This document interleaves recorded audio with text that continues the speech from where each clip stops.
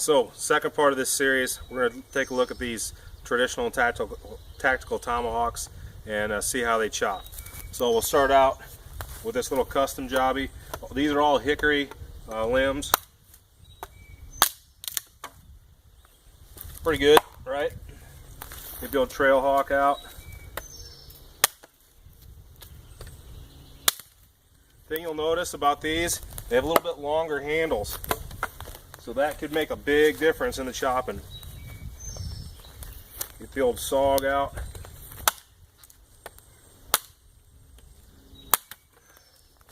Not bad. Oh, let me get this one more time.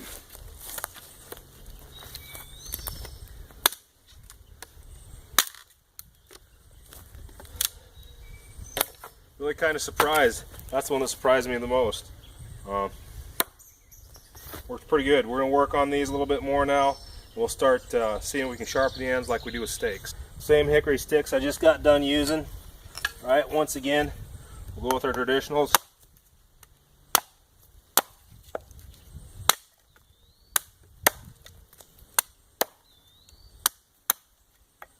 Pretty easy, right?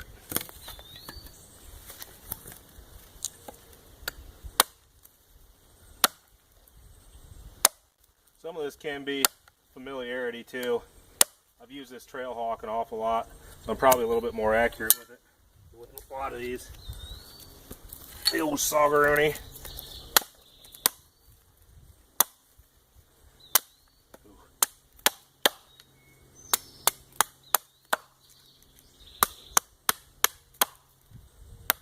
Alright, let's get the task done.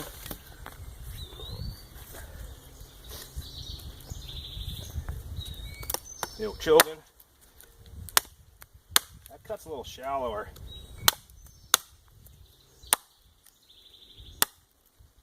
Still gets her done though.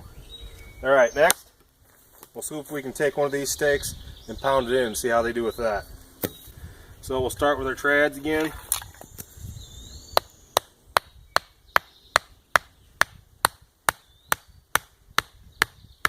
No problem.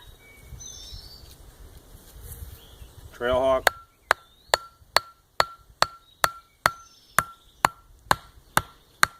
Pretty common task, at least for me.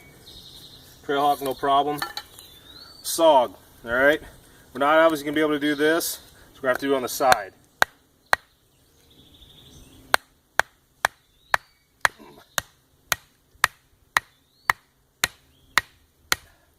I'm wailing the crap out of that thing. Not super efficient. All right, one more. Shogun. That's going to split my steak out. That. Oh.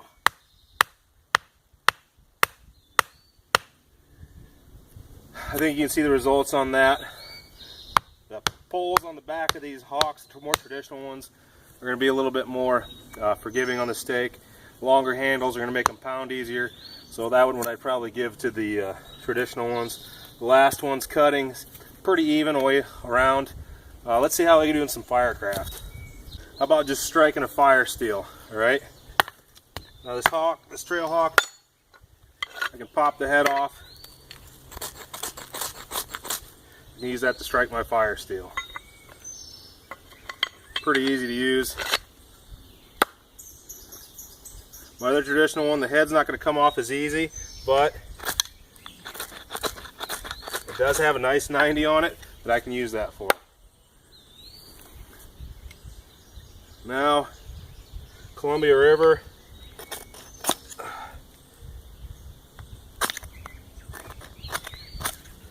I'd probably work on that edge a little bit,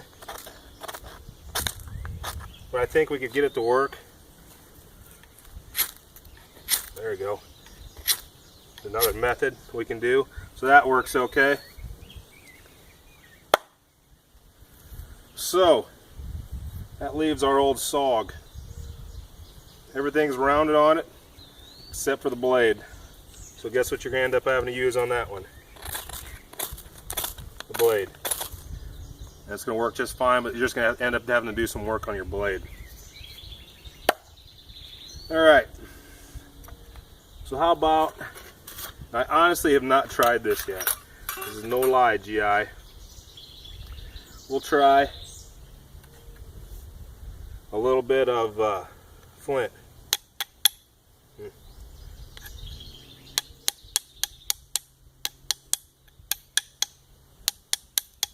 Get some weak sparks off of that one.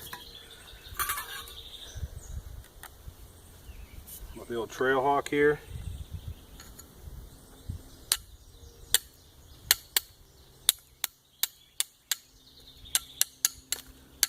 Had a few stronger sparks there.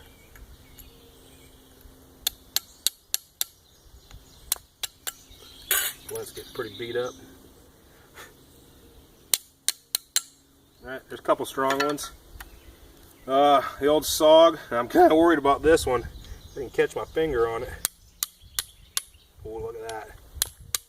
It's taking it right off the edge of that tip right there.